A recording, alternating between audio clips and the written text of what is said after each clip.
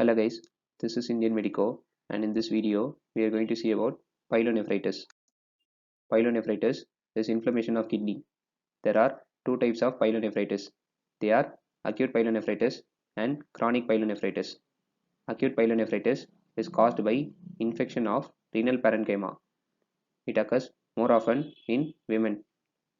Chronic pyelonephritis results from chronic urinary tract obstruction and recurrent urinary tract infections.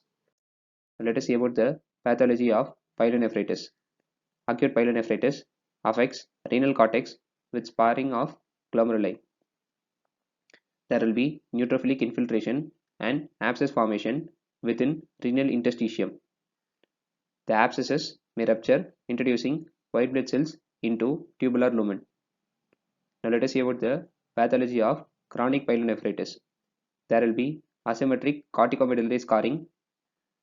The tubules contain eosinophilic proteinaceous cause, resulting in gross appearance similar to thyroid follicles. This is known as thyroidization of kidneys. In later stages, chronic pyelonephritis results in tubular atrophy and interstitial fibrosis.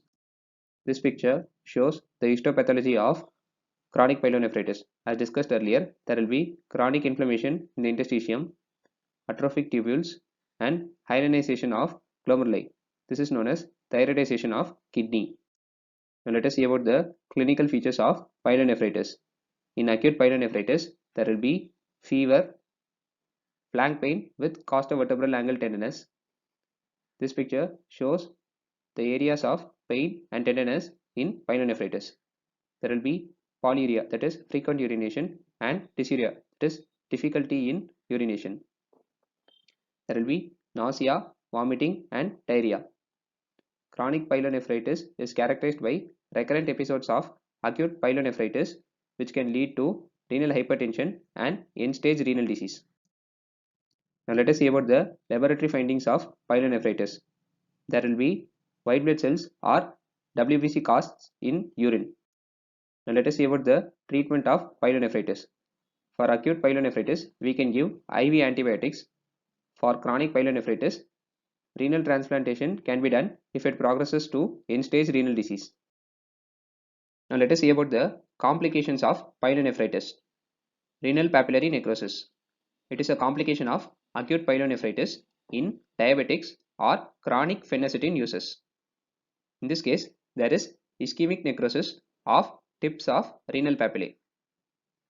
Now let us see about diffuse cortical necrosis.